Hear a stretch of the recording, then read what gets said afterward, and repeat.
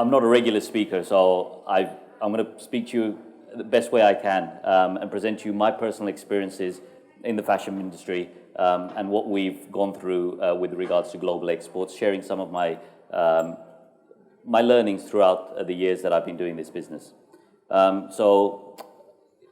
Yeah, I mean, time's really tight. 20 minutes is not a lot to cover lots of things about export, and I'm going to be putting up slides as I go along. I'm not going to cover all the points in the slides. I'm just going to cover points which will give you some of my experiences in person and our company's experiences as we've been growing our markets throughout the years. Just a little bit about myself. So my name is Bhavin, Director of Dynasty, as presented by Melissa. We're in the occasion wear business and been doing this for about 20 years now. From a background where family was an import-export business, and I've took over and I launched the brand Dynasty London in '98. Within that now we have three key brand names, the Dynasty London, Dynasty Spirit and Dynasty Curve, all representing different parts of occasion wear in our industry. At the early stages of our business, we didn't really have an export plan in place. We just took on people as they came in from trade fairs, so international people that would just come to a trade fair, and we would just take the orders on. I think now we're more developed in the marketplace. We really try to put a strategy in place which will be profitable for us, and we plan and try and plan which markets we're going to attack and how much we're going to budget into them and how much we're expecting to return on our investment from them. So our brand currently exports in the 5 states of the UAE, which is our second largest market. So we're selling to Dubai, Qatar, Saudi, and all parts of the Middle East. We have a strong representation in the European markets, in Germany, Belgium, Holland, Denmark, Sweden, Finland, Austria. Further afield, we have accounts in Japan, Libya, Azerbaijan. So I've built up a little bit of expertise in exporting. Our most recent venture is our move into the USA, one of the hardest so far. On Tuesday, well, today, our team's flying out to this US, to a trade fair, and representing our brand there. For occasion wear, it's one of the natural products to put into the US, and we've been thinking about this for 3 years. But we had to make sure that we were ready. There are many reasons why you might want to export.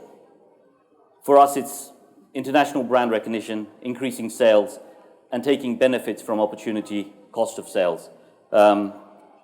We're pretty saturated in the whole market, and we need growth as a company, and our ambition is to expand in markets that are easy to enter.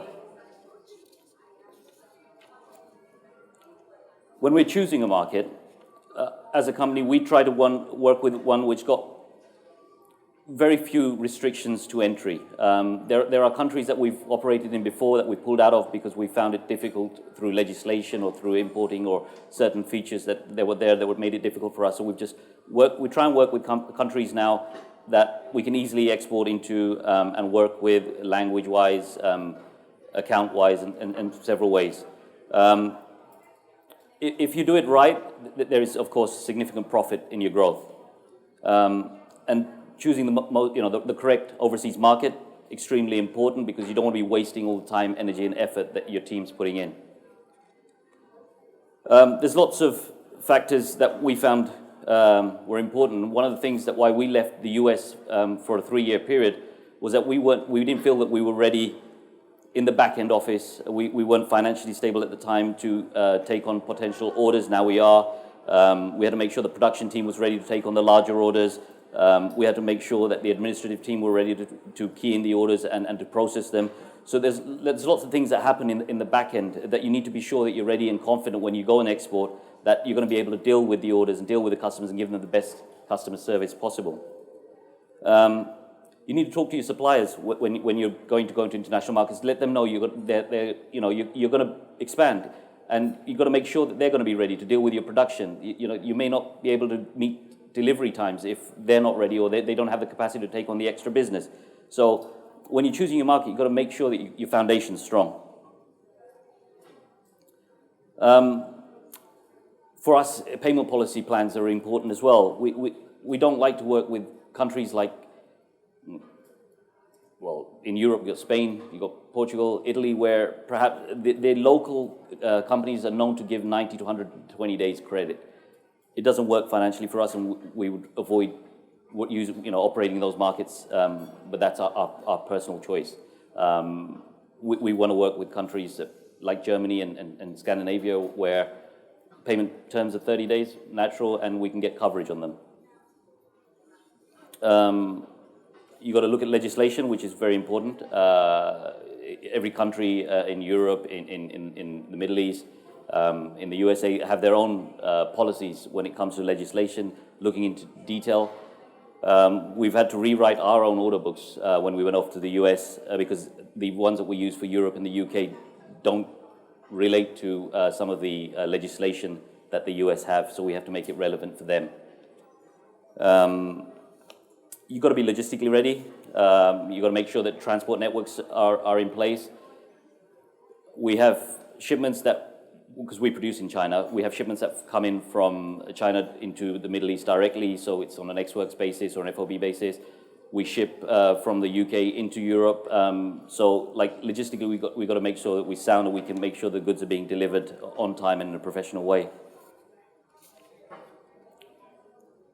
There are many ways in which you can enter markets.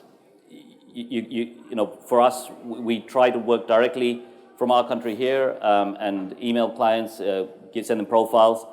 We would attend local trade fairs to build up networking with companies, and we'd try and do local trade fairs which suit our marketplace, because around the world there are so many different trade fairs representing different types of product. And it's the easy way to access a local client base that suits your product. You could set up a company-owned office, but I think you've got to be large enough to do that and set up your own back-end operations. And when you are big enough to do that, that's probably the way to go. We use agents and distributors in different countries, depending on our requirements and how our relationship is with them.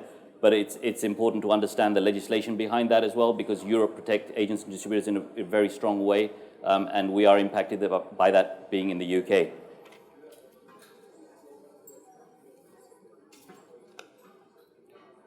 I think one of the most important things when you are looking at international markets is getting your selling prices right. Not just having one selling price, or whatever you're selling in the UK in pounds, but it's like having perhaps several prices for different volumes, different currencies, taking into consideration the exchange rates, because you may be buying in dollars and selling in euros, and you're in your home country converting that all back to sterling. That will impact you and your profitability when you're pricing.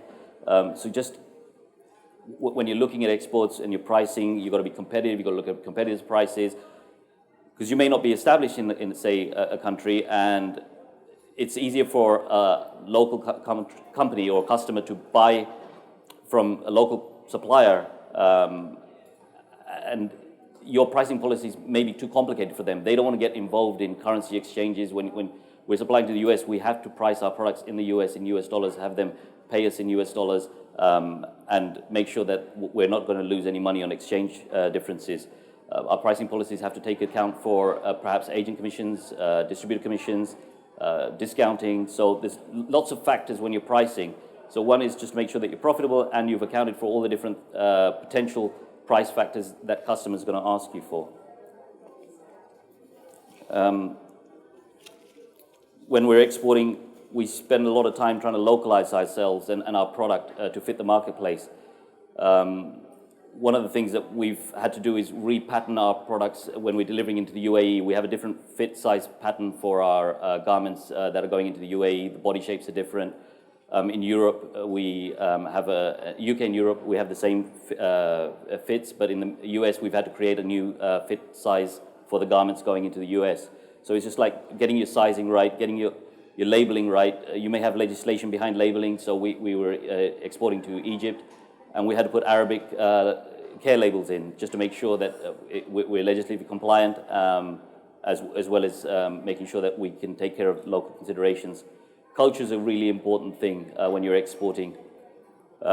In several factors. One of the experiences we felt was overseen at the beginning when we took photographs of our product and we were showing the ladies with the bare backs and parts of the body showing. In the Middle East, they didn't accept that marketing. We had to rechange our marketing and our shoots in order to present the product where the local consumer is comfortable with what we're presenting to them.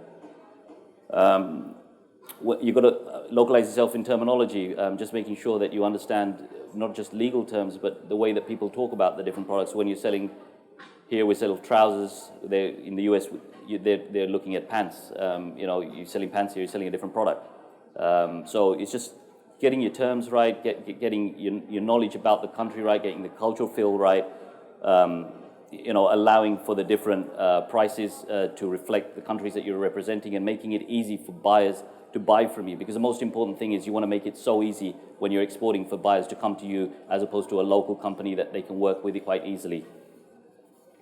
And eventually, once you've got all these sets together and you're out there, you're exporting, and you're selling to the country that you've decided that you're going to work with, is to try and get the feedback from your sales reps, your agents, your distributors, your sales reports, and constantly adapt your product to fit the marketplace so you can sustain growth in that area.